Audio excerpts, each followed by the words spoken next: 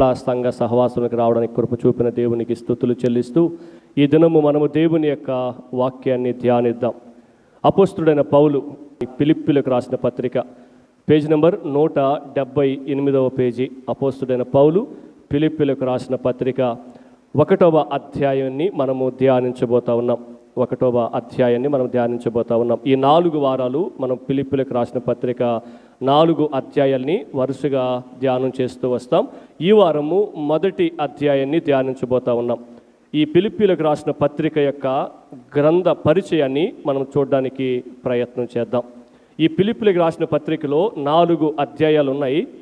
84 వచనాలు ఉన్నట్లుగా మనం చూడొచ్చు. 4 అధ్యాయాలు 84 వచనాలు. ఈ ఫిలిప్పీలకు రాసిన పత్రిక ఏ ఉద్దేశంతో ఎటువంటి పరిస్థితుల్లో రాయబడిందో మనము చరిత్ర ఆధారాన్ని మనం చూసినప్పుడు ఎందుకు ఈ పత్రిక రాయబడింది, ఎటువంటి పరిస్థితుల్లో ఈ పత్రిక రాయబడింది, ఈ పత్రిక ద్వారా ఆ ఫిలిప్పీ సంఘానికి అపోస్తుడైన పౌలు ఏం చెప్దామనుకుంటున్నాడు, ఏం నేర్పిద్దామనుకుంటున్నాడు అనేది మనము చూడడానికి ప్రయత్నం చేద్దాం. ఈ యొక్క ఫిలిప్పీ ప్రాంతంలో స్థాపించబడిన ఫిలిప్పీ సంఘము ఎలా ప్రారంభించబడిందో ఒకసారి మనం చరిత్ర ఆధారాన్ని చూడడానికి ప్రయత్నం చేద్దాం. అపోస్తుల కార్యములు 16వ అధ్యాయంలో ఈ యొక్క ఫిలిప్పీ సంఘము ప్రారంభించబడినట్లుగా మనం చూస్తాం. అపోస్తుల కార్యములు 16వ అధ్యాయము అనగా పౌలు భక్తుడు తన 2వ మిషనరీ యాత్రలో ఫిలిప్పీ ప్రాంతాన్ని దర్శించినట్లుగా, ఫిలిప్పీ ప్రాంతంలో సువార్తను ప్రకటించినట్లుగా, ఫిలిప్పీ ప్రాంతంలో సంఘాన్ని స్థాపించినట్లుగా, సంఘాన్ని ప్రారంభించినట్లుగా మనం చూస్తాం. మనము 16వ అధ్యాయం 1 నుంచి 16వ అధ్యాయం ప్రారంభం నుంచి అసలు ఫిలిప్పీ ప్రాంతానికి వెళ్ళినప్పుడు పౌలు ఏం చేశాడు అనేది మనం చూడడానికి ప్రయత్నం చేద్దాం. మొట్టమొదటిగా మొదటి 5 వచనాలు తిమోతి శిష్యుడైన తిమోతి, యేసు క్రీస్తు ప్రభు సేవకుడైన తిమోతి, అతను పిలువబడినట్లుగా మొదటి 5 వచనాలని మనం చూస్తాం. చూడండి, పౌలు దెర్బేకును లుస్త్రాకును వచ్చెను. అక్కడ తిమోతి అనే ఒక శిష్యుడు ఉండెను. అతడు విశ్వసించిన ఒక యూదురాలి కుమారుడు. అతని తండ్రి గ్రీకు దేశస్థుడు. అతడు లుస్త్రాలోను ఇకోనియాలోను ఉన్న సహోదరుల వలన మంచి పేరు పొందినవాడు. అప్పుడు పౌలు ఏం చేస్తున్నాడు చూడండి, అతడు తనతో కూడా బయలుదేరి రావాలని పౌలు కోరి అతని తండ్రి గ్రీసు దేశస్థుడని ఆ ప్రదేశంలోని యూదులకందరికీ తెలియను గనుక వారిని బట్టి అతన్ని తీసుకొని సున్నతి చేయించెను. సో 5వ వచనం వరకు మనము తిమోతిని పౌలు భక్తుడు సేవకి పిలుచుకొని వెళ్తున్నట్లుగా చూస్తాం. అలాగే 6వ వచనం నుంచి 10వ వచనం వరకు, 6వ వచనం నుంచి 10వ వచనం వరకు మాసిదోనియాలోని ఫిలిప్పీకి పౌలు గారు వచ్చినట్లుగా మనం చూస్తాం. మొదటి 5 వచనాలు తిమోతిని పిలిచినట్లుగా చూస్తాం. అలాగే 6 నుంచి 10 వచనాలు మాసిదోనియాలో నుంచి పౌలు భక్తుడు ఫిలిప్పీ అనే ప్రాంతానికి వచ్చినట్లుగా మనం చూస్తాం. అలాగే 11వ వచనం నుంచి 15వ వచనం వరకు, 11 నుంచి 15వ వచనం వరకు లూదియా అనే వ్యక్తికి సువార్తను ప్రకటించి, ఫిలిప్పీ ప్రాంతంలో లూదియా అనే వ్యక్తికి సువార్తను ప్రకటించి ఆమెను ఆమె కుటుంబాన్ని రక్షణలోనికి నడిపించినట్లుగా చూస్తాం. 11 నుంచి 15 వచనాలు లూదియా కుటుంబానికి సువార్తను చెప్పి ఆ కుటుంబాన్ని రక్షణలోకి నడిపించినట్లుగా చూస్తాం. ఇవన్నీ కూడా ఫిలిప్పీ ప్రాంతంలో జరిగిన సేవ. అందుకనే మీకు చరిత్ర ఆధారాలను తెలియజేస్తా ఉన్నా. లూదియా అనే కుటుంబం కూడా రక్షించబడింది ఫిలిప్పీ ప్రాంతంలో అని మీరు తెలుసుకోవడం కోసం. తర్వాత 16 నుంచి 18 వచనాల వరకు ఒక చిన్న పిల్లకి దెయ్యం పట్టుకుని ఉంటుంది. ఆ దెయ్యాన్ని వెళ్ళగొట్టడం కూడా ఈ ఫిలిప్పీ ప్రాంతంలోనే జరిగింది. 16 నుంచి 18 వరకు ఆ సందర్భాన్ని మనం చూస్తాం. 16 వచనం చదువుతున్నా చూడండి. మేము ప్రార్థన స్థలమునకు వెళ్ళుచుండగా పుతోను అను దయ్యము పట్టినదై సోదె చెప్పుట చేత తన యజమానులకు బహులాభము సంపాదించుచున్న ఒక చిన్నది మాకు ఎదురుగా వచ్చెను. సో ఈ ఫిలిప్పీ ప్రాంతంలో ఈయన సేవ చేస్తూ ఉన్నప్పుడు ఆ చిన్న పాపని, దయ్యం పట్టిన చిన్న పాపని విడిపించినట్లుగా మనం చూస్తాం. 19 నుంచి 34వ వచనం వరకు, 19 నుంచి 34వ వచనం వరకు ఆ చిన్న పాపలో ఉన్న దెయ్యాన్ని వెళ్ళగొట్టిన తర్వాత ఆ సేవకులు ఆ ప్రాంతంలో ఉన్న ప్రజల చేత హింసించబడి, గాయపరచబడి చెరసాలలో వేయబడడం మనం చూస్తాం. చెరసాలలో వేయబడిన తర్వాత వాళ్ళు చెరసాలలో దేవునిని స్తుతిస్తూ ఆరాధిస్తున్నట్లుగా మనం 25 వచనం చూస్తాం. చూడండి ఒకసారి, 25 వచనం చదువుతున్నా. అయితే మధ్యరాత్రి వేళ పౌలును సీలను దేవునికి ప్రార్థించుచు కీర్తనలు పాడుచుండిరి. ఖైదీలు జైల్లో ఉంటారు. ఖైదీలు వినుచుండిరి. ఈ పౌలు శీల అనే ఇద్దరు సేవకులు దేవునికి జైల్లో కూడా ప్రార్థిస్తున్నారు. జైల్లో కూడా కీర్తనలు పాడి ఆయన ఆరాధిస్తూ ఉన్నారు. అప్పుడు ఆ యొక్క చెరసాల నాయకుడు, చెరసాల జైలర్ రక్షింపబడినట్లుగా కూడా మనం చూస్తాం. 31, 32, 34 ఈ వచనాల్లో ఆ చెరసాల నాయకుడు కూడా యేసుక్రీస్తు ప్రభుని రక్షకుడిగా అంగీకరించినట్లు చూస్తాం. ఈ చెరసాల ఎక్కడ ఉందంటే ఫిలిప్పీ ప్రాంతంలో ఉంది. ఫిలిప్పీ ప్రాంతంలోనే ఈ చెరసాల నాయకుడు కూడా ప్రభుని నమ్ముకున్నట్లుగా మనం చూస్తాం. అలాగే 16వ అధ్యాయం 35 నుంచి 40వ వచనం వరకు వాళ్ళు అన్యాయంగా చెరసాలలో వేయబడ్డారని చెప్పి ఆ చెరసాల వాళ్ళకి క్షమాపణ చెప్పి వారిని బయటికి పంపిస్తున్నట్లుగా మనం చూస్తాం. ఈ 16వ అధ్యాయంలో నేను చెప్పిన ఈ తిమోతిని పిలవడం, తర్వాత వాళ్ళు మాసిదోనియాలోని ఫిలిప్పీ అనే ప్రాంతానికి రావడం, తర్వాత లూదియానా కుటుంబాన్ని రక్షణలోకి నడిపించడం, తర్వాత దయ్యం పట్టిన చిన్న పాపని విడిపించడం, తర్వాత చెరసాలలోనికి వెళ్ళి చెరసాల అధికారిని రక్షణలోనికి నడిపించడం, తర్వాత వాళ్ళు జైల్లో నుంచి బయటికి రావడం, ఈ సందర్భం అంతా కూడా ఫిలిప్పీ ప్రాంతంలో జరిగింది. ఫిలిప్పీ ప్రాంతంలో ఆ సేవకులు ఎదుర్కొన్న పరిస్థితులు, ఆ ఫిలిప్పీ ప్రాంతంలో అలా సేవ చేయడాన్ని బట్టి కొందరు యేసుక్రీస్తుని రక్షకుడిగా అంగీకరించి సంఘముగా సమకూర్చబడ్డారు. ఈ యొక్క ఫిలిప్పీ సంఘము ఎలా ప్రారంభించబడింది, ఎటువంటి పరిస్థితుల్లో ప్రారంభించబడిందో, ఆ సంఘం ప్రారంభించబడేటప్పుడు ఎలాంటి సేవ జరిగిందో మనం ఇప్పుడు చూసాం. అయితే మనము ఈ ఫిలిప్పీ సంఘము ప్రారంభించబడిన తర్వాత ఆ ఫిలిప్పీ సంఘానికి పౌలు భక్తుడు మరలా ఒక లేఖను రాస్తూ ఉన్నాడు ఆ ఫిలిప్పీ సంఘానికి. ఆ లేఖనే మనం ఇప్పుడు ధ్యానిస్తూ ఉన్నాం.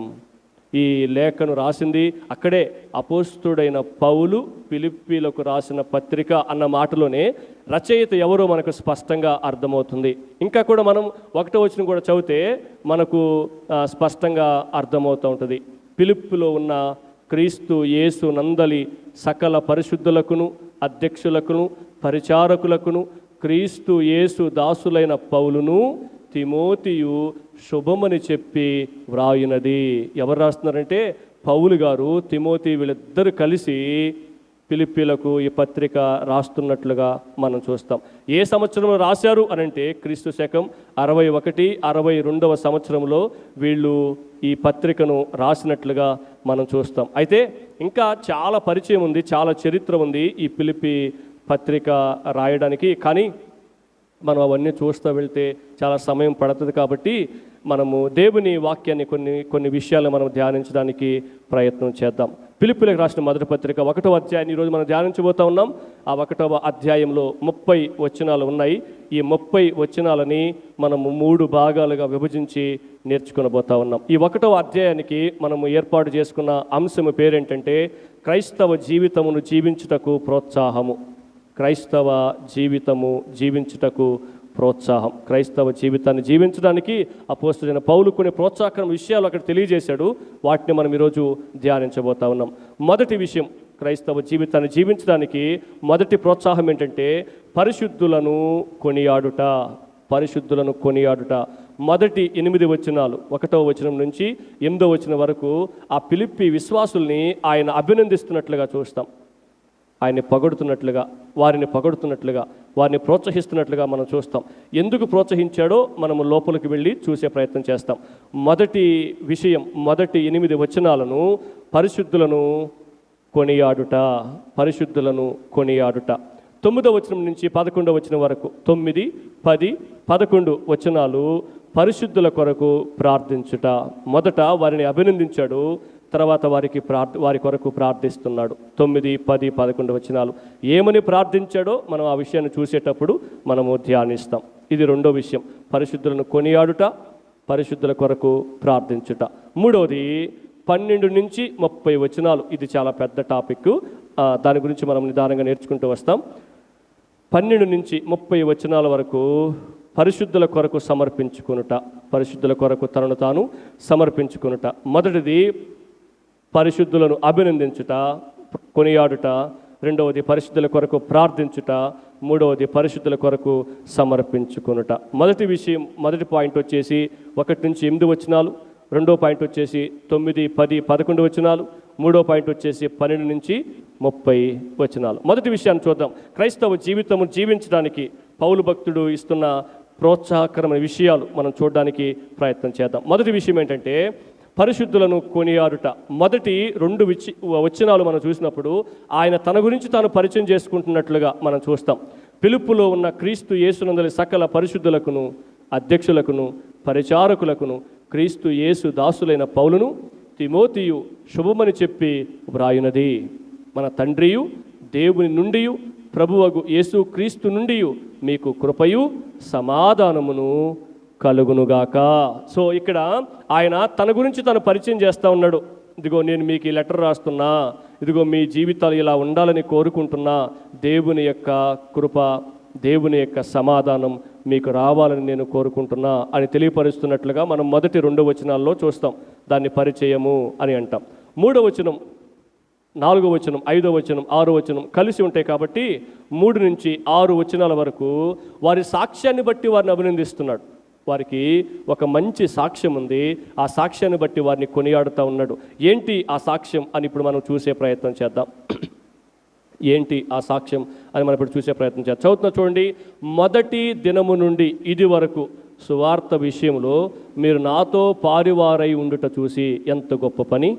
మొదటి దినము నుండి ఇది వరకు, ఇప్పటి వరకు సువార్త విషయంలో మీరు నాతో పాలివారై ఉండుట చూచి మీలో ఈ సత్క్రియ ఆరంభించిన వాడు యేసుక్రీస్తు దినము వరకు దానిని కొనసాగించునని రూఢిగా నమ్ముచున్నాను. గనుక మీ అందరి నిమిత్తం నేను చేయు ప్రతి ప్రార్థనలో ఎల్లప్పుడూ సంతోషముతో ప్రార్థన చేయుచు నేను మిమ్మల్ని జ్ఞాపకము చేసుకున్నప్పుడెల్లను నా దేవునికి కృతజ్ఞతాస్తుతులు చెల్లించుచున్నాను. చూసినారా, ఆయన వారిని ఎంతగా అభినందిస్తూ, వారిని ఎంతగా ప్రోత్సహిస్తూ ఈ మాటలను తెలియజేశాడు. మీకు చాలా గొప్ప సాక్ష్యం ఉంది. ఏంటి ఆ గొప్ప సాక్ష్యం అంటే, మీరు మొదటి నుంచి రక్షింపబడిన దినము నుంచి సువార్త విషయంలో నాతో పాలివారయ్యారు అని తెలియపరచడం చాలా గొప్ప విషయం. అసలు ఫిలిప్పీ ప్రాంతానికి, రోమా ప్రాంతానికి 800 మైళ్ళు దూరములో వారు ఉన్నట్లుగా, ఆయన ఉన్నట్లుగా ఇప్పుడు ఆ పత్రిక రాసేటప్పుడు వాళ్ళు ఫిలిప్పులో ఉన్నారు, ఆయన మాత్రం రోమా చెరసాల్లో ఉన్నాడు. వాళ్ళకి ఆయనకి 800 మైళ్ళు దూరంలో ఉన్నాయి. అయితే వారిని జ్ఞాపకం చేసుకుంటూ ఉన్నాడు. ఎంత గొప్ప విషయం. అంత మాత్రమే కాదు, వారి మధ్య మన అపోస్తుల కార్యం 16వ అధ్యాయం చూసాం. వారి మధ్య ఆయన పరిచర్య చేసి సుమారు 10 సంవత్సరాలు అయిపోతుంది. 10 సంవత్సరాలు వాళ్ళని చూసి, 10 సంవత్సరాలు వాళ్ళ మధ్య సేవ చేసి వాళ్ళ ఊరికి వెళ్ళి అయినా కానీ వారిని ఎంతగా జ్ఞాపకం చేసుకుంటున్నాడో, వాళ్ళ సాక్ష్యాన్ని ఎంతగా జ్ఞాపకం చేసుకుంటున్నాడో, వారిని ఎంతగా అభినందిస్తున్నాడో మనము చూడవచ్చు. ఎందుకు వారిని ఇంతగా అభినందిస్తున్నాడు?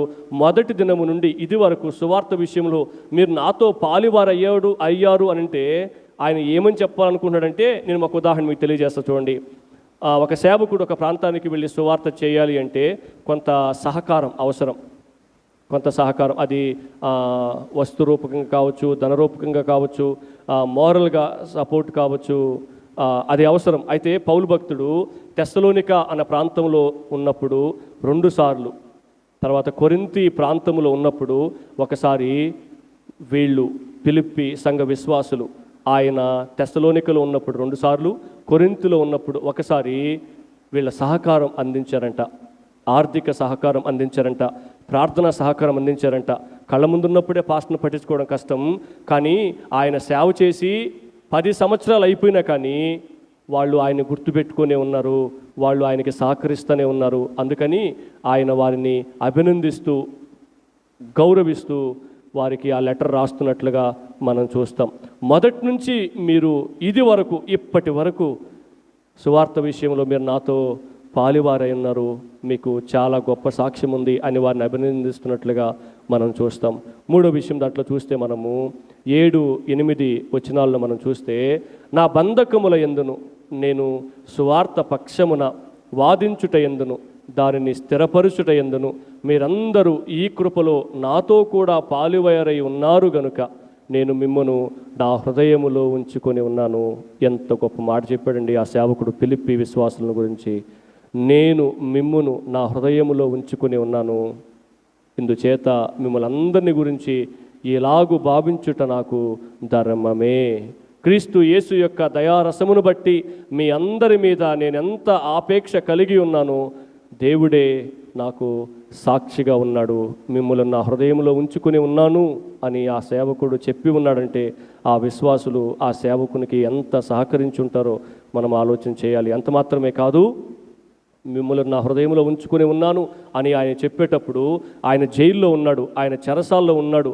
అయినా కానీ వాళ్ళు ఆయన చేసిన సేవా పరిచర్యను ఆపివేయకుండా కొనసాగిస్తూ ఉన్నారు. ఎంత గొప్ప భక్తి జీవితాన్ని వారు కలిగి ఉన్నారు. సేవకుడు లేకపోయినా వారు చెరసాల్లో ఉన్నా వారు సేవకుని ద్వారా నేర్చుకున్న సేవా పరిచర్యను వాళ్ళు కొనసాగించడం అనేది వాళ్ళని ఎంతో అభినందించదగ్గ విషయం. ఈ మొదటి విషయంలో వారు పరిశుద్ధులు అని పిలువబడుతూ ఆ సేవకుని చేత వారు అభినందించబడుతున్నారు అన్న విషయాన్ని మనం చూస్తాం. రెండో విషయాన్ని చూద్దాం. రెండో విషయాన్ని మనం ఏం చూసామంటే ఇప్పటి వరకు మొదటి 8 వచనాలు ఆయన ఏం చేశాడంటే వాళ్ళని అభినందిస్తున్నాడు. ఇదిగో మీరు మంచి సాక్ష్యాన్ని కలిగి ఉన్నారు, నేను మిమ్మల్ని బట్టి దేవునికి స్తుతులు చెల్లిస్తున్నాను, మహింపరుస్తున్నాను, మీకు దేవుని యొక్క కృప సమాధానం రావాలని కోరుకుంటున్నాను. అంత మాత్రమే కాదు, మీకు గొప్ప సాక్ష్యం ఉంది, మీరు సువార్త పట్ల మంచి భారాన్ని కలిగి ఉన్నారు. ఎంత గొప్ప మాట! మీరు సువార్త పట్ల మంచి భారాన్ని కలిగి ఉన్నారు, అందును బట్టి నేను మిమ్మల్ని అభినందిస్తున్నాను అని చెప్తూ తర్వాత ఏం చేస్తున్నాడంటే 9వ వచనం నుంచి 11వ వచనం వరకు వారి కొరకు ప్రార్థిస్తున్నాడు. వారిని అభినందిస్తూ వారి కొరకు ప్రార్థిస్తున్నాడు. వారి కొరకు ఏమని ప్రార్థించాడో మనం ఈ సమయంలో కొన్ని విషయాలను చూడడానికి ప్రయత్నం చేద్దాం. చూడండి 9వ వచనం నుంచి, మీరు శ్రేష్టమైన కార్యములను వివేచింపగలవారగునట్లు. చాలా గొప్ప సంగతి.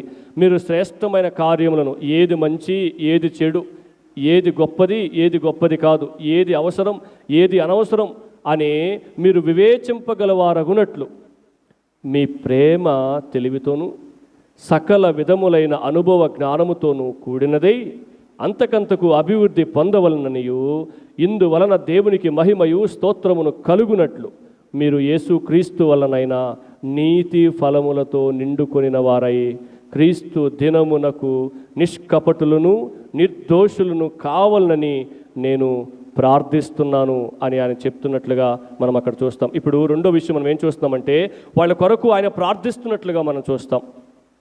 ఏమని ప్రార్థిస్తున్నాడు అంటే వారి ప్రేమను బట్టి ఆయన ప్రార్థన చేస్తున్నట్లుగా మనం చూస్తాం. ఇతర విశ్వాసుల పట్ల ప్రేమ అంతకంతకు అభివృద్ధి చెందాలి ప్రభువ. ఒకరి పట్ల ఒకరికి ప్రేమ ఉండాలి. నేటి సంఘాల్లో మనం గమనించినట్లయితే ఒకరి పట్ల ఒకరికి ఏమాత్రం కూడా ప్రేమ లేదు. ఒకరినొకరు పట్టించుకునే రోజులలో క్రైస్తవ సంఘాలు కొనసాగించబడట్లేదు. అయితే ఆ పరిశుద్ధులైన వారి కొరకు ఆయన ప్రార్థన చేస్తున్న విషయం ఏంటంటే మీరు ఒకరి కొరకు ప్రార్థన చేసుకుంటూ మీ పట్ల ఒకరి పట్ల ఒకరికి ప్రేమ అంతకంతకు అభివృద్ధి చెందాలి అని వారి కొరకు ప్రార్థన చేస్తున్నట్లుగా మనం చూస్తాం. ఎంత గొప్ప ప్రార్థన! మీ మధ్య ప్రేమ ఉండాలి, మీరు ఒకరినొకరు ప్రేమించేవారిగా ఉండాలి, ఒకరినొకరు పట్టించుకునేవారిగా ఉండాలి, ఒకరు సహకరించుకునే వారిగా ఉండాలి అని చెప్తున్నాడు. ఎంతకాలం ఉండాలి అంటే శ్రేష్టమైన కార్యాలను వివేచించగలిగేవారు కావాలని. మీరు ప్రస్తుతం శ్రేష్టమైన కార్యాలను వివేచించగలిగేవారు కావాలని, అలాగే భవిష్యత్తులో క్రీస్తు వచ్చే వరకు నిష్కపటులుగా నిర్దోషులుగా ఉండాలని నేను మీకోసం ప్రార్థన చేస్తున్నా. ఎంత గొప్ప ప్రార్థన! మీరు ప్రస్తుతం దేవుని యొక్క ఉన్నతమైన కార్యాలను వివేచించగలిగేవారు కావాలని కోరుకుంటున్నాను అంటూ రెండవదిగా ఆయన ఏమంటున్నాడంటే యేసు ప్రభు వచ్చేంత వరకు మీరు నిష్కపటులుగా, కపటము లేనివారుగా, నిర్దోషులుగా, దోషము లేనివారిగా ఉండాలని నేను మీ కొరకు దేవునికి ప్రార్థిస్తున్నాను అని చెప్తున్నాడు. ఎంత గొప్ప ప్రార్థన! మీలో ప్రేమ ఉండాలని దేవునికి ప్రార్థిస్తున్నాను అని చెప్తూ రెండో విషయం ఏమంటున్నాడంటే నీతి ఫలములు ఫలించాలని మీకోసం నేను ప్రార్థన చేస్తున్నా అంటాడు. చూడండి 11వ వచనము కింద నుంచి 3వ లైన్లో మనం చూస్తే యేసు క్రీస్తు వలనైన నీతి ఫలములతో నిండుకొనిన వారై క్రీస్తు దినమునకు నిష్కపటులను నిర్దోషులను కావాలని నేను మీకోసం ప్రార్థన చేస్తున్నా అన్నట్లుగా మనం చూస్తాం. ఈ నీతి ఫలాల గురించి మనం గలతీ పత్రిక 5వ అధ్యాయం 22, 23 వచనాల్లో మనం చూస్తాం. ఈ నీతి ఫలాలన్నీ కూడా మీ జీవితాల్లో ఫలించాలని నేను దేవునికి మీ నిమిత్తమై ప్రార్థన చేస్తున్నాను అని తెలియపరచడం చాలా గొప్ప విషయం. వారి కొరకు ఆయన ప్రార్థన చేస్తున్నాడు. ప్రతి సేవకులు విశ్వాసులందరి కొరకు ప్రార్థించవలసిన వారై ఉన్నారని మనకు అర్థమవుతోంది. మీ సేవకులు మీ కొరకు ప్రార్థిస్తున్నారని మీరు గుర్తుపెట్టుకోండి. క్రీస్తును పోలి నడిస్తే మనము ఆత్మఫలాల్ని ఫలిస్తాం అని మనం గుర్తు చేసుకోవాలి. క్రీస్తును పోలి నడిస్తే మనము ఆత్మఫలాల్ని ఫలిస్తాం అని మనము జ్ఞాపకం చేసుకోవాలి. ఇది ఆయన వారి నిమిత్తమై చేసిన ప్రార్థన. మీరు ఒకరి పట్ల ఒకరు ప్రేమను కలిగి ఉండాలని, ప్రస్తుతం వివేచన కలిగిన వారుగా ఉండాలని, భవిష్యత్తులో నిర్దోషులుగా నిష్కపటులుగా యేసుక్రీస్తు ప్రభు వచ్చేంత వరకు మీరు అలా జీవించాలని, కొనసాగాలని మీకోసం నేను ప్రార్థన చేస్తున్నాను అంటూ మీరు నీతి ఫలాలు ఫలించాలని నేను మీకోసం ప్రార్థన చేస్తున్నాను అని తెలియపరచడం చాలా గొప్ప విషయం. మనము నీతి ఫలాలు ఫలించేవారుగా ఉండాలి. ఒకరి పట్ల ఒకరము ప్రేమ కలిగిన వారుగా ఉండాలని మనము ఈ సందర్భంలో నేర్చుకుంటూ ఉన్నాం. మూడో విషయాన్ని నేను మీకు జ్ఞాపకం చేయడానికి ప్రయత్నం చేస్తా. 12వ వచనం నుంచి 30వ వచనం వరకు ఇది చివరి భాగముగా మనం చూస్తాం. 12వ వచనం నుంచి 30వ వచనం వరకు మనం చివరి భాగంగా చూస్తాం. దానికి మనం ఏర్పాటు చేసుకునే పేరేంటంటే పరిశుద్ధుల కొరకు సమర్పించుకొనుట. మొదటి 8 వచనాలు పరిశుద్ధులను కొనియాడుట, అభినందించుట అని చూసాం. అలాగే 9 నుంచి 11 వచనాలు పరిశుద్ధుల కొరకు ప్రార్థించాడు అని మనం చూసాం. ఇప్పుడు ఆయన చేస్తున్న పని ఏంటంటే 12 నుంచి 30 వచనం వరకు పరిశుద్ధుల కొరకు తన్ను తాను అప్పగించుకున్నాడు. పరిశుద్ధుల కొరకు తన్ను తాను సమర్పించుకున్నాడు. ఆయన సమర్పించుకున్నప్పుడు ఎటువంటి పరిస్థితులు జరిగాయో మనం ఇప్పుడు ఒకటి తర్వాత ఒకటి చూడడానికి ప్రయత్నం చేస్తాం. 12వ వచనం నుంచి 18వ వచనం వరకు గొప్ప సాక్ష్యము ఆ సేవకుడు అందిస్తున్నట్లుగా మనం చూస్తాం. 12 నుంచి 18వ వచనం వరకు గొప్ప సాక్ష్యాన్ని పౌలు భక్తుడు అందిస్తున్నట్లుగా మనం చూస్తాం. నేను చదువుతున్నా చూడండి. చాలా గొప్ప విషయాలు ఆయన అక్కడ తెలియజేశాడు. మీరు వాటిని అర్థం చేసుకోవడానికి ప్రయత్నం చేయండి. సహోదరులారా, నాకు సంభవించినవి సువార్త మరీ ఎక్కువగా ప్రబలమగుటకే సమకూడెనని మీరు తెలుసుకొనగోరుచున్నాను. నాకు సంభవించినవి అంటే సువార్త నిమిత్తం ఆయనకి ఎన్నో వ్యతిరేకతలు వచ్చినాయి. సువార్త నిమిత్తం ఆయనకి ఎన్నో ఆటంకాలు వచ్చినాయి. సువార్త నిమిత్తం ఆయనకి ఎన్నో సమస్యలు వచ్చినాయి. చివరికి ఆయన సువార్త ప్రకటిస్తూ ఉంటే 3 సార్లు ఆయన జైల్లో పెట్టారు. ఇప్పుడు ఈ ఫిలిప్పీ పత్రిక రాసేది కూడా ఆయన జైల్లో నుంచే రాస్తూ ఉన్నాడు. ఆయన ఏమంటారు తెలుసా? సహోదరులారా, నాకు సంభవించినవి సువార్త మరి ఎక్కువగా ప్రబలమగుటకే సమకూడెనని మీరు తెలుసుకొనగోరుచున్నాను. ఎంత గొప్ప మాట చెప్పాడండి. నాకు ఎదురైన పరిస్థితులన్నీ కూడా సువార్త విస్తరించడానికే కానీ మరి దేనికి కూడా కాదు అని మీరు తెలుసుకోవాలి అని నేను కోరుకుంటున్నా. యేసుప్రభు నమ్ముకుంటే ఏమేమో వచ్చేస్తాయని అనుకుంటున్నారు మీరు? కాదు. సువార్తని ప్రకటిస్తున్నప్పుడు ఎన్నో వ్యతిరేకతలు వస్తాయి. అవన్నీ కూడా యేసుప్రభు మహిమ నిమిత్తమే అని మీరు తెలుసుకోండి అని చెప్తున్నట్లుగా మనం చూస్తాం. తర్వాత చూడండి. ఏలయనగా నా బంధకములు సంకెళ్ళు క్రీస్తు నిమిత్తమే కలిగినవని ప్రేతోరియమను అంటే భవనం, రాజభవనం, ప్రేతోరియమను సేనలోని వారికందరికి తక్కిన వారికందరికి స్పష్టమాయను. వాళ్ళకందరికీ తెలిసినాయి నా బంధకాలన్నీ కూడా దేవుని యొక్క సువార్త విస్తరించడానికి అని వారికి అందరికీ అర్థమైంది అని సాక్ష్యం చెప్తా ఉన్నాడు ఆయన. తర్వాత మరియు సహోదరులైన వారిలో ఎక్కువ మంది నా బంధకముల మూలముగా ప్రభువునందు స్థిర విశ్వాసము గలవారై నిర్భయముగా దేవుని వాక్యము బోధించుటకు మరి విశేష ధైర్యం తెచ్చుకుని. నేను జైల్లో పెట్టబడిన తర్వాత సహోదరులైన వారు చాలామంది విశేష ధైర్యంతో దేవుని వాక్యాన్ని బోధించడానికి వారు సిద్ధపరచబడ్డారంట. ఎంత గొప్ప సాక్ష్యం చెప్తున్నాడు. తర్వాత 15వ వచనం చదువుతున్నా చూడండి. కొందరు అసూయ చేతను కలహ బుద్ధి చేతను మరికొందరు మంచి బుద్ధి చేతను క్రీస్తుని ప్రకటించుచున్నారు. వారైతే నా బంధకములతో కూడా నాకు శ్రమ తోడు చేయవలనని తలంచుకొని శుద్ధ మనసుతో కాక కక్షతో క్రీస్తుని ప్రకటించుచున్నారు. వీరైతే నేను సువార్త ప్రక్షమున వాదించుటకు నియమించబడి ఉన్నారని ఎరిగి ప్రేమతో ప్రకటించుచున్నారు. ఇదిగో నేను ప్రకటిస్తున్న సందర్భంలో కొంతమంది అసూయ చేత కలహ బుద్ధి చేత సువార్తను ప్రకటించడానికి ప్రయత్నం చేస్తూ ఉన్నారు. కానీ మీరైతే మంచి బుద్ధి చేత క్రీస్తుని ప్రకటించడానికి సిద్ధపరచబడతా ఉన్నారు.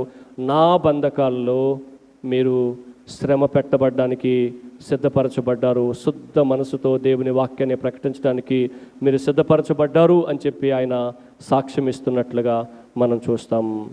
18వ వచనం చదువుతున్నా చూడండి.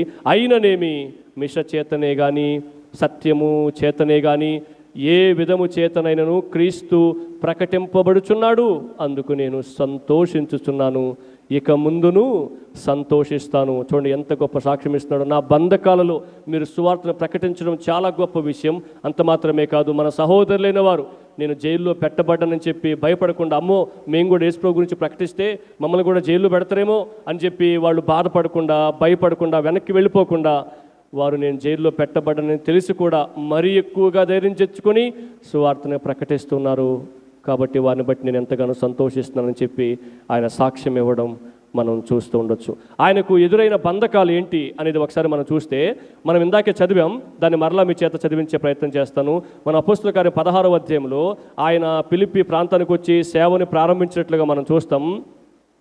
ఆయనకు ఎదురైన వ్యతిరేకతలు ఏంటి అనేది నేను మీ చేత ఇప్పుడు చదివించడానికి ప్రయత్నం చేస్తా. 16 నుంచి 18 వచ్చిన వరకు మనం చూస్తే, ఆయన ప్రార్థనా స్థలములకు వెళ్తున్నప్పుడు పుతోను అను దెయ్యం పట్టినదై సోదె చెప్పుట చేత తాను యజమానులకు బహులాభము సంపాదించున్న ఒక చిన్నది మాకు ఎదురుగా వచ్చెను. ఒక పాప ఆమెకు వాళ్ళకి ఎదురైంది. ప్రార్థనకు పోతా ఉంటే ఎదురైనప్పుడు వాళ్ళు ఏం చేశారంటే, ఆమె పౌలును మమ్మును వెంబడించి, ఈ మనుషులు సర్వోన్నతుడైన దేవుని దాసులు, వీరు మీకు రక్షణ మార్గము ప్రచురించువారై ఉన్నారని కేకలు వేసి చెప్పడం ప్రారంభించిందంట ఆ పాప. వీళ్ళు సర్వోన్నతుడైన దేవుని దాసులు, వీరు మీకు రక్షణ మార్గాన్ని చెప్తారు అని కేకలు వేయడం ప్రారంభించిన తర్వాత ఆమె ఇలాగూ అనేక దినములు చేస్తూ ఉందంట. ఎన్నో రోజులు వాళ్ళ ఫిలిప్పీ ప్రాంతంలో, మాసిదోనియా ప్రాంతంలో సేవ చేస్తూ ఉన్నప్పుడు ఆ దయ్యం పట్టిన పాప వీళ్ళు మీకు రక్షణ మార్గాన్ని చూపిస్తారని చెప్తా ఉన్నప్పుడు వాళ్ళు ఏం చేశారంటే, పౌలు వ్యాకులపడి ఆ పాప వైపు తిరిగి, నీవు ఈమెను వదిలిపోమ్మని యేసుక్రీస్తు నామమున ఆజ్ఞాపించుచున్నానని ఆ దయ్యముతో చెప్పాను. వెంటనే అది ఆమెను వదిలేను. వాళ్ళు ప్రార్థన చేసుకోవడానికి, సువార్త చెప్పడానికి వెళ్తూ ఉన్నప్పుడు ఒక పాప దెయ్యం పట్టింది ఎదురైనప్పుడు అక్కడ చాలా రోజులు ఇదిగో వీళ్ళు యేసుక్రీస్తుని గురించి మీకు ప్రకటన చేస్తారు అని వాళ్ళు చెప్తా ఉన్నప్పుడు వెంటనే వాళ్ళు ఏం చేశారంటే, యేసుక్రీస్తు నామమున దెయ్యంను విడిచిపెట్టి వెళ్ళిపోమని ఆజ్ఞాపించినప్పుడు ఆ పాపని ఆ దెయ్యం విడిచిపెట్టి వెళ్ళిపోయినట్లుగా మనం అక్కడ చూస్తాం. మరి వాళ్ళకి మంచి చేశారు కదా, మరి ఎందుకు వాళ్ళకి వ్యతిరేకత ఎదురైంది అంటే, అక్కడి నుంచి మనం చూస్తే పౌలు భక్తుడికి, పౌలు పాస్టర్ గారికి ఎటువంటి వ్యతిరేకత ఎదురైందో, ఆయనకి ఏం సంభవించాయని చెప్పి ఆయన ఫిలిప్పీ పత్రికలో రాస్తున్నాడో మనకు అర్థమవుతుంది. 19 నుంచి చదువుతున్నా చూడండి. ఆమె యజమానులు, ఎవరామె? ఆ దెయ్యం పట్టిన చిన్న పాప యొక్క యజమానులు తమ లాభ సాధనము పోయినని, తమ యొక్క జీవనోపాధి పోయిందంట. ఆ పాపకి దెయ్యం బట్టి సోది చెప్తా ఉంటే డబ్బులు వస్తూ ఉండే వాళ్ళకి. ఇప్పుడు వీళ్ళు దెయ్యం వెలగొట్టారు కాబట్టి వాళ్ళకి డబ్బులు రావడం ఆగిపోయినాయి. అది చూసి పౌలును శీలను పట్టుకొని గ్రామము చావిడిలోనికి అధికారుల యొద్దకు ఈడ్చుకొని పోయారంట. వాళ్ళు చేసిన పాపమేంటో మరి, ఈడ్చుకొని పోయారు. అంతటా న్యాయాధిపతుల యొద్దకు వారిని తీసుకుని వచ్చి, ఈ మనుష్యులు యూదులై ఉండి రోమీయులమైన మనము అంగీకరించుటకైనను చేయుటకైనను కూడని ఆచారములు ప్రచురించుచు మన పట్టణము గలిబిలి చేయుచున్నారని చెప్పారు. అప్పుడు జన సమూహము వారి మీదకి దొమ్మిగా వచ్చెను. ఒక్కసారిగా మూకముడిగా వాళ్ళ మీదకి పడిపోయారంట జనాలు. న్యాయాధిపతులను వారి వస్త్రములు లాగివేసి, చూస్తున్నారా ఎటువంటి పరిస్థితి ఎదురైన వాళ్ళకి, ఈడ్చుకొని పోయారు. వాళ్ళ మీద దొమ్మిగా వచ్చారు. వీళ్ళు చాలా డిస్టర్బ్ చేస్తున్నారు మన రోమా ప్రాంతాన్ని అని చెప్పి వాళ్ళు చెప్తా ఉన్నారు. మనం ఆచరించడానికి వీళ్ళని ఆచారాలు వీళ్ళు ప్రకటన చేస్తున్నారని చెప్తున్నారు. తర్వాత ఏం చేశారు తెలుసా? న్యాయాధిపతులను వారి వస్త్రములు లాగివేసి వారిని బెత్తాలతో కొట్టవలనని ఆజ్ఞాపించారు. వారు చాలా దెబ్బలు కొట్టి వారిని చెరసాల్లో వేసి, జైల్లో కూడా వేసేస్తారు, కొట్టి చెరసాల్లో వేసి భద్రముగా కనిపెట్టవలనని చెరసాల నాయకునికి ఆజ్ఞాపించారు. జైల్లో వేసేసారు వీళ్ళని, పౌలు శీలని. తర్వాత చూడండి ఏం జరిగిందో. అతడు అట్టి ఆజ్ఞను పొంది వారిని లోపల చెరసాల్లోనికి త్రోసి వారి కాళ్లకు బొండ వేసి బిగించెను. ఇది వాళ్ళకి ఎదురైన వ్యతిరేకత. అటువంటి పరిస్థితుల్లో వాళ్ళని కొట్టినా, ఈడ్చుకుని వెళ్ళినా, వాళ్ళని బెత్తాలతో కొట్టినా, వస్త్రాలు తీసేసిన, జైల్లోకి తోసి జైల్లో బంధించిన వాళ్ళు దేవుణ్ణి స్తుతించడం మానలేదు, దేవుని వాక్యాన్ని ప్రకటించడం మానలేదు. తర్వాత చెరసాల నాయకుడు ఇవన్నీ చూసి యేసుక్రీస్తుని రక్షకుడిగా అంగీకరించడం మనం చూస్తాం. నేను ఎందుకు మీకు మీ చేత వచనాలు చదివించానంటే, పౌలుకి ఎదురైన ప్రతికూల పరిస్థితి ఏంటి? అక్కడ ఫిలిప్పి ప్రాంతంలో ఆయన 12వ వచనం ఉన్నాడు కదా, సోదరులారా నాకు సంభవించినవి.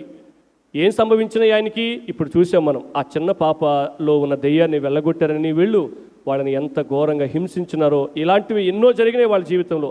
ఇవన్నీ కూడా సువార్త విస్తరించడానికే వచ్చినాయని చెప్పి మీరు తెలుసుకోండి అని చెప్తా ఉన్నాడు. గొప్ప సాక్ష్యాన్ని అక్కడ అందిస్తున్నట్లుగా మనం చూస్తాం. అంత మాత్రమే కాదు వారి కొరకు ఆయన తనను తాను ఎలా సమర్పించుకున్నాడో అని చెప్తూ సాక్ష్యం చెప్పాడు. తర్వాత ఏం చేస్తున్నాడంటే 19 నుంచి 26వ వచనం వరకు ఆయన ఒక స్థిరపరచబడిన తీర్మానాలు చేస్తున్నట్లుగా, స్థిరమైన తీర్మానాలు చేస్తున్నట్లుగా మనం చూస్తాం. 19 నుంచి 26వ వచనం వరకు నేను చదువుతున్నా చూడండి. మరియు నేను ఏ విషయములోనూ సిగ్గుపడక ఎప్పటి వలనే ఇప్పుడును పూర్ణ ధైర్యముతో బోధించుట వలన నా బ్రతుకు మూలముగానైనా సరే, చావు మూలముగానైనా సరే, క్రీస్తు నా శరీరమందు ఘనపరచబడునని. ఎంత గొప్ప మాట చెప్పాడండి. నా బ్రతుకు మూలముగా నేను బతుకున్నా సరే, చనిపోయినా సరే, క్రీస్తు నా శరీరమందు ఘనపరచబడాలి. ఎంత గొప్ప తీర్మానం తీసుకున్నాడు. నేను మిగులు ఆపేక్షించుచు నిరీక్షించుచున్న ప్రకారముగా మీరు మీ ప్రార్థన వలనను యేసుక్రీస్తు యొక్క ఆత్మ నాకు సమృద్ధిగా కలుగుట వలనను ఆ ప్రకటన నాకు రక్షణార్థముగా పరిణమించినని నేను ఎరుగుదును. తర్వాత చెప్తున్న వాటిని తెలుసా, నా మట్టుకైతే బ్రతుకుట క్రీస్తే, చావైతే నాకు లాభం. ఈ మాటలు చాలామంది బైకుల మీద, ఇంటి తలుపుల మీద, కార్ల మీద, వాళ్ళ యొక్క గుమ్మాల మీద చాలా బాగా రాస్తారండి. కానీ యేసుక్రీస్తు కొరకు బ్రతకాలని, చనిపోయిన యేసుక్రీస్తు కొరకే అని భావించే వాళ్ళు చాలా తక్కువ అని మనం జ్ఞాపకం చేసుకోవాలి. కానీ పౌలు భక్తుడు ఆ ఫిలిప్పీల కొరకు, సువార్త పరిచర్య కొరకు, ఒక్క ఫిలిప్పీల కొరకు మాత్రమే కాదు, అనేక ప్రాంతాలకు వెళ్ళని సువార్త పరిచర్య చేశాడు. వాళ్ళందరి కొరకు తనను తాను సమర్పించుకొని కొన్ని తీర్మానాలు తీసుకున్నాడు. ఆయన స్థిరమైన తీర్మానాలు తీసుకున్నాడు. ఎలాంటి తీర్మానాలు తీసుకున్నాడు తెలుసా? నేను చనిపోయినా దేవుని సువార్త కొరకే, నేను బ్రతికి ఉన్న దేవుని సువార్త కొరకే. ఆయన చెప్తాడు చూడండి, కిందకి వెళ్ళి చదువుతున్నప్పుడు, నేను బ్రతికుండే దేనికోసం అని చెప్తాడు చూడండి. 22వ వచనం, అయినను శరీరంతో నేను జీవించుటయే నాకున్న పనికి ఫలసాధనమైన ఎడల నేనేమి కోరుకుందునో నాకు తోచలేదు. ఈ రెంటి మధ్యను ఇరుకునబడి ఉన్నాను. నేను వెడలిపోయి క్రీస్తుతో కూడా నుండవలని నాకు ఆశ ఉన్నది. నేను ఈ లోకాన్ని విడిచిపోయి యేసుప్రభుతో ఉండాలని ఆశ ఉంది. అది నాకు మరీ మేలు. అయినను నేను ఈ లోకంలో ఉన్న దేనికోసం తెలుసా? అయినను నేను శరీరమందు నిలిచి ఉండుట మిమ్మును బట్టి మరి అవసరమైనది. నేను శరీరమందు ఉండుట మిమ్మును బట్టి మరి అవసరమైనది. కొంతమంది డబ్బులు సంపాదించడం కోసం బతికుండాలనుకుంటారు. కొంతమంది కుటుంబీకుల కోసం బతికుండాలనుకుంటారు. కొంతమంది చెప్తారు, నేను ఎందుకు బతుకున్నా తెలుసా? ఇదిగో వీళ్ళ పెళ్లి చూసి చనిపోవాలని చెప్పి నేను బతుకున్నా అంటారు. కొంతమంది ఏం చేస్తారు తెలుసా? ఒక మంచి ఇల్లు కట్టుకొని నేను ఈ లోకాన్ని విడిచిపెట్టాలి, డబ్బులు బాగా సంపాదించాలి, ఏవేవో చెప్తారు, రకరకాల ఆలోచనలు చెప్తారు, రకరకాల ఆశలు చెప్తారు. కానీ పౌలు భక్తుడు చెప్తున్న మాటని తెలుసా? నేను చనిపోవడం, నా దేవుణ్ణి కలుసుకోవడం నాకు చాలా సంతోషం, నాకు మరీ లాభం అది. కానీ నేను ఎందుకు బ్రతుకున్నానంటే మిమ్మును బట్టి, మిమ్మల్ని అందరినీ కూడా యేసు ప్రభు బిడ్డలుగా మార్చడానికి, మిమ్మల్ని అందరినీ యేసు ప్రభు స్వారూప్యంలోనికి మార్చడానికి నేను బ్రతుకున్నా అని చెప్పి ఆయన స్థిరమైన తీర్మానాన్ని మనం అక్కడ తెలియపరచడం మనం చూస్తాం. జీవితం యొక్క ఉద్దేశం ఏంటంటే దేవుణ్ణి మహింపరచడం. జీవితం యొక్క ఉద్దేశం దేవుణ్ణి మహింపరచడం.